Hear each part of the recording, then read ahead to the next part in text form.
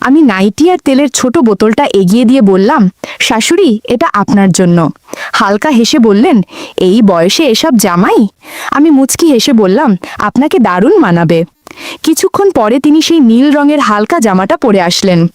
আলো ছায়ার মাঝে তার উপস্থিতি একরকম অভিভূত করে দিল। পেছনে না তাকিয়ে বললেন, এইবার তেলটা দাও তো। সেদিন রাতের স্মৃতি এখনো কোথাও জমে আছে। আমার বিয়ের মাত্র 1 মাস, সবকিছু এখনো নতুন, সোহানীর সাথেই সব পরিকল্পনা, কিন্তু মনে হয় যেন অন্য এক অজানা টান আমাকে কোথাও টেনে নিয়ে চলেছে। এই প্রথম শ্বশুরবাড়ি এলাম। আগেই শুনেছিলাম আমার শাশুড়ি মানে মালতী দেবী বয়সের তুলনায় অনেকটাই স্মার্ট। বাস্তবে এসে দেখলাম সেটা আসলে বলা কমই হয়েছে। দরজায় দাঁড়িয়ে থাকা তার ভঙ্গিমা, সাজ পোশাক আর আচরণ সব কিছুতেই একরকম পরিপক্ক আকর্ষণ। চোখে চশমা, ঠোঁটে হালকা হাসি আর চোখে এক শান্ত আত্মবিশ্বাস। ড্রয়িং রুমে বসে থাকার অবস্থায় তিনি জল আনতে গেলেন। আচমকা দেখি শাড়ির আঁচল কোমরে গুজে ফেললেন, এক অনবদ্য সহজতা আর আত্মবিশ্বাসের প্রকাশ যা চোখ ফেরাতে দেয় না। দুপুরে খাবার টেবিলে তিনি নিজে হাতে পরিবেশন করছিলেন।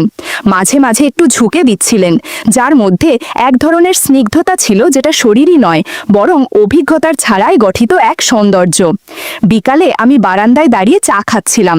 তিনি পাশ দিয়ে হেঁটে গেলেন, চুলে ক্লিপ লাগাতে লাগাতে। আঁচলটা হাওয়ায় উড়ে সামনের দিকে এলো।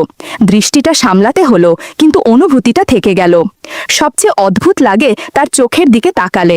মনে হয় অনেক কিছু বুঝেও বুঝতে দিচ্ছেন না।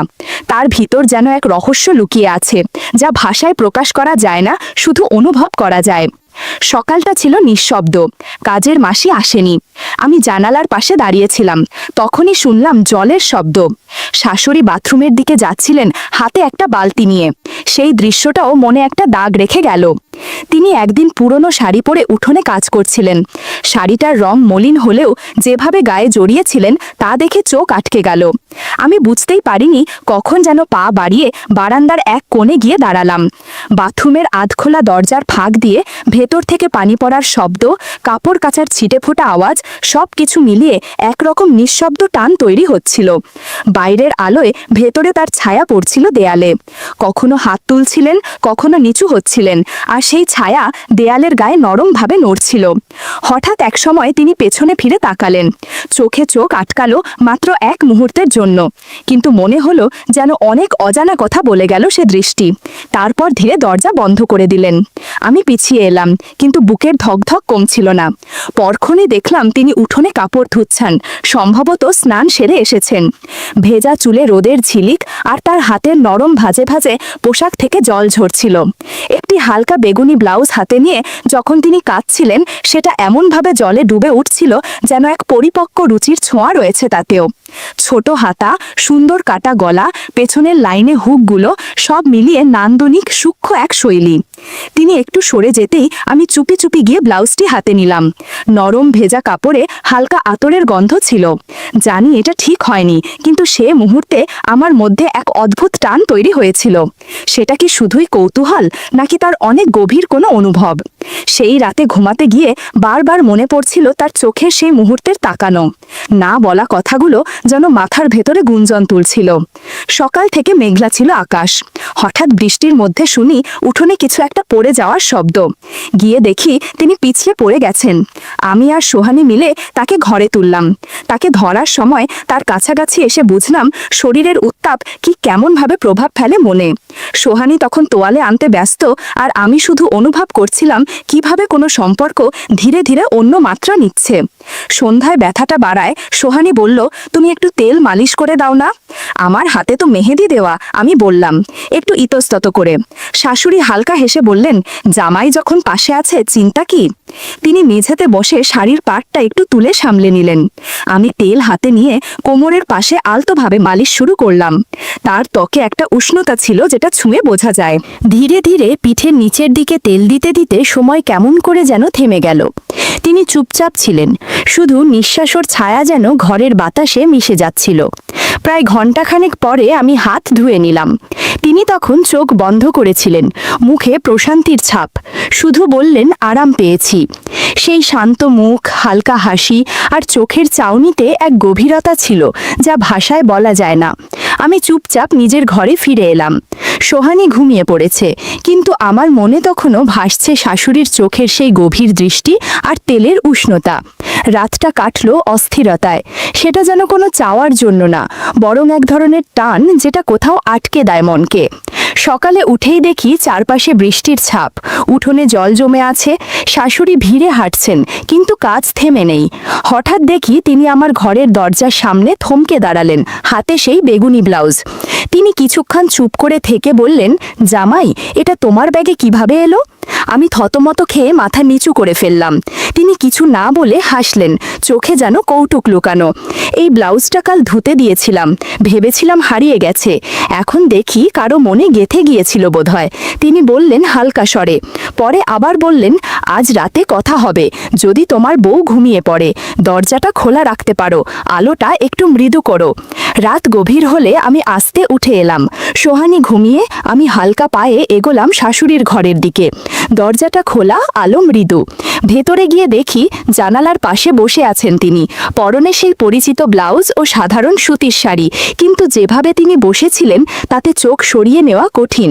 তার চোখে ছিল এক নির্লিপ্ত দৃঢ়তা, না বলা কিছু যেটা শুধু অনুভব করা যায়। ঘড়ির কাঁটা এগোচ্ছিল, কিন্তু মনে হচ্ছিল সময় থেমে গেছে, কিন্তু ঘরের ভেতর যেন সময় থেমেছিল। নরম আলো, নিঃশব্দ চাহনির মৃদু খেলা, সবকিছু মিলিয়ে একটা অদ্ভুত আবহ তৈরি হয়েছিল। সেদিন রাতে কোনো কথা হয়নি, কিছুই জোর করে নয়, কেবল চোখে চোখে এক সম্মতিবোধ আর উপস্থিত মুহূর্তের এক ধরনের আত্মসমর্পণ। পরদিন জানতে পারলাম বিয়ে বাড়িতে যাবার পরিকল্পনা।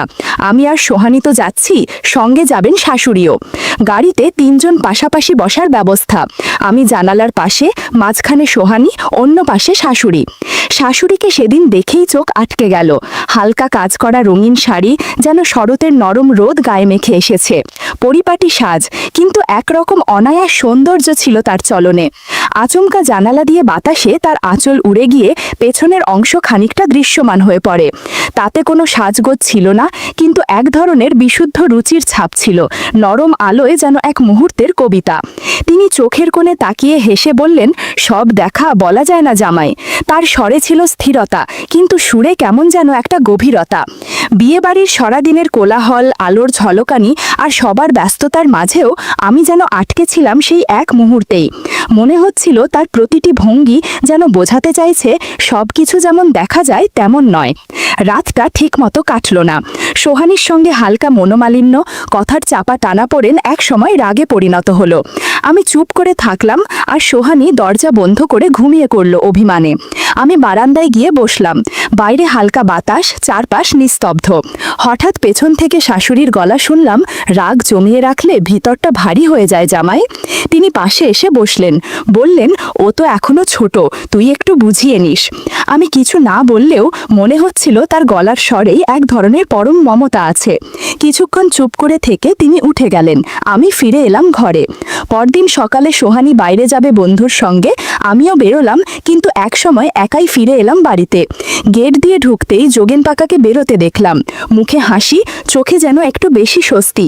আমি কিছু বললাম না, শুধু এক অজানা কুয়াশা বুকের ভিতরে নামতে থাকলো। ধীরে হেঁটে শাশুড়ির ঘরের সামনে গেলাম। দরজা হালকা খোলা। ভিতরে দেখি তিনি আয়নার সামনে দাঁড়িয়ে, চুল থেকে জল পড়ছে আর ধীরে ধীরে নিজেকে গুছিয়ে নিচ্ছেন। পাশেই গুছিয়ে রাখা শাড়ি, ব্লাউজ আর পেটিকোট। ঘরের ভেতরের আলো তার মুখে পড়েছিল। চোখে চোখ পড়ে গেল আয়নার প্রতিফলনে। তিনি হেসে বললেন, এতক্ষণ দাঁড়িয়ে আছো কেন জামাই বাবা? সব কিছু মুখে বলতে হয় না, বোঝা যায়।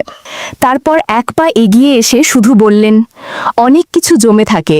কারুর একটুখানি সহানুভূতি অনেক সময় অনেক দূর নিয়ে যায়। যে ছোঁয়ায় শুধু শরীর নয়, মনটাও যেন একটু থেমে দাঁড়ায়। তার চোখে ছিল না কোনো সংকোচ, বরং এক ধরনের শান্ত স্বস্তি, যেন অনেক দিনের জমে থাকা কিছু নিজেই উন্মুক্ত হচ্ছে। আমি কোনো উত্তর না দিয়ে চুপচাপ ঘর থেকে বেরিয়ে এলাম। তবু বারবার মনে পড়ছিল সেই মুহূর্ত, আয়নার সামনে দাঁড়িয়ে থাকা ছায়ামূর্তি আর চোখে চোখ রাখার সেই নিঃশব্দ মুহূর্ত, যা ভাষা ছাড়াই অনেক কিছু বলে দেয়। রাতে বারান্দায় বসেছিলাম, চারপাশ নিস্তব্ধ, হালকা বাতাসে পর্দা দুলছে, দূরে একটা ঘুঘুর ডাক ভেসে আসছে। মাথার ভেতর ঘুরছিল যোগেন কাকার মুখ, মালতির চোখের চাহনি আর সেই এলোমেলো কাপড়ের দৃশ্য। কিন্তু আশ্চর্য, আমি ক্ষোভ বা হিংসা কিছুই অনুভব করছিলাম না, বরং মনে হচ্ছিল আমি এই অদ্ভুত পরিস্থিতির অংশ হয়ে গেছি, নীরব তবু গভীরভাবে জড়িয়ে। রাত বাড়ছিল, সোহানীর পাশেই শুয়েছিলাম, তবু ঘুম আসছিল না। তখনই মনে পড়ল দুপুরে বাজার থেকে কেনা ছোট একটা প্যাকেট, হালকা নীল রঙের নাইটি আর তেলের বোতল। চুপচাপ সেগুলো হাতে নিয়ে আমি ধীরে ধীরে এগোলাম শাশুড়ির ঘরের দিকে। দরজাটা খোলা ছিল, ঘরের ভেতরে এক ধরনের আরামদায়ক আলোর ছটা, জানালার পাশে রাখা চাদর, বাতাসে নড়তে থাকা পর্দা আর বিছানায় বসে থাকা মালতি, সব মিলে এক নিঃশব্দ প্রশান্তি। তিনি তখন হালকা শাড়িতে ছিলেন, চুল খোপা করা, পরনে কোনো বাড়াবাড়ি ছিল না, কিন্তু ছিল একটা অনায়াস সৌন্দর্য। আমি হাতে ব্যাগটা এগিয়ে দিয়ে বললাম, আপনার জন্য এনেছি। তিনি হেসে বললেন, এই বয়সে নাইটি জামাই? আমি বললাম, এই রংটা আপনাকে দারুণ মানাবে। তিনি একটু মৃদু হাসলেন, তারপর বললেন, তেল এনেছ? আমি বোতলটা দেখালাম। তিনি জানালার পাশে গিয়ে দাঁড়ালেন, হালকা আলোয় তার ছায়া বিছানার ওপর পড়ছিল। পেছন ফিরে না তাকিয়ে শুধু বললেন, তাহলে লাগিয়ে দাও। আমার হাত খানিকটা কাঁপছিল, তবুও ধীরে তেল লাগাতে লাগলাম। তার পিঠ, গলা আর কাঁধ বরাবর সেই তেল ছড়িয়ে পড়ছিল, আর আমাদের চারপাশে এক অদ্ভুত নীরবতা নেমে এসেছিল। এক সময় তিনি বললেন, এই নাইটি পরে হাসি? আমি চুপ করে দাঁড়িয়ে রইলাম। তিনি পাশের ঘরে গেলেন। যখন ফিরে এলেন তখন গায়ে সেই হালকা নীল পোশাক। খুব সাধারণ একটা ঘরের পোশাক হলেও তার গাম্ভীর্যে সেটাও যেন অনন্য হয়ে উঠেছিল। আমি চোখ ফিরিয়ে নিতে পারিনি। ঘরের ভেতরের বাতাসটাও যেন এক ধরনের ভার বয়ে নিয়ে চলছিল, না কষ্টের না আনন্দের, বরং এক চুপচাপ টান যা শব্দ ছাড়াই কথা বলে। তার চোখে এক গভীর চাহনি, ঠোঁটে নরম হাসি আর ধীরে ধীরে এগিয়ে আসা পায়ের ছায়া, সব মিলিয়ে সেদিন শব্দের দরকার ছিল না। শুধু নীরব উপস্থিতি, নিঃশ্বাস আর চোখে চোখ রাখার মুহূর্তটাই যথেষ্ট ছিল বুঝে নেওয়ার জন্য এখানে কেউ কাউকে দোষ দিচ্ছে না, কেবল অনুভব চলছে। রাতটা কেটে গেল এক অদ্ভুত প্রশান্তির ভেতর। অনেক অজানা প্রশ্নের উত্তর মিশে গেল নীরবতার গায়ে। আজ আমাদের ফেরা। আমি আর সোহানী শহরের দিকে রওনা হব। রেখে যাচ্ছি এই বাড়ির নরম আলো, ভেজা বারান্দা আর এক ছায়ার মতো মিশে থাকা মালতির উপস্থিতি। সোহানী ব্যস্ত ব্যাগ গোছাতে, আর আমি দাঁড়িয়েছিলাম বারান্দায়, রোদে শুকানো শাড়ির ভাঁজের দিকে তাকিয়ে। একটা নীলচে কাপড় বাতাসে দুলছিল, চেনা কাপড়, চেনা অনুভব। ঠিক তখনই চোখ গেল গেটের দিকে। পাশের বাড়ির যতীন কাকা ঢুকছিলেন। আমার দিকে তাকিয়ে মৃদু হাসলেন। সেই হাসিতে হয়তো কিছু না বলেও অনেক কিছু বলা থাকে। শাশুড়ি ঠিক তখন উঠোন পার হয়ে এলেন, গায়ে হালকা কাতান শাড়ি, মুখে সেই চেনা নীরবতা। যতীন কাকার দিকে তাকিয়ে বললেন, ভেতরে এসো। তাদের কথাবার্তা আমি শুনিনি, তবুও চোখে চোখ, ভঙ্গিমা সব কিছু বলে দিল এ সাক্ষাৎ হঠাৎ নয়, বরং পরিচিত এক ছন্দের পুনরাবৃত্তি। সোহানী এসে বলল, চলো, গাড়ি এসে গেছে। আমি সুটকেস তুললাম, গাড়ির দিকে পা বাড়ালাম। তখনই পেছনে থেকে ভেসে এলো ঘরের দরজা বন্ধ হওয়ার এক ক্ষীণ শব্দ। আমি ঘুরে তাকালাম। শাশুড়ির ঘরের জানালা খোলা, পর্দার ফাঁকে এক হালকা নড়াচড়া। ঠিক বোঝা যাচ্ছিল না, তবু মনে হচ্ছিল এই দরজাটা শুধু একটা ঘরের নয়, একটা অধ্যায়েরও পরিসমাপ্তি। মাটি ধুলোয় মিশেছিল, পায়ের নিচে অনুভব করছিলাম, কিন্তু আসল ধুলোটা যেন জমছিল ভেতরের এক নিঃশব্দ জায়গায়। সোহানী কিছু বোঝেনি, আমি বুঝেছিলাম, আর জানতাম এই বাড়ি, এই স্মৃতি আর এই অধ্যায় এখন থেকে আমার ভেতরেই থাকবে, এক গোপন দরজার ওপারে।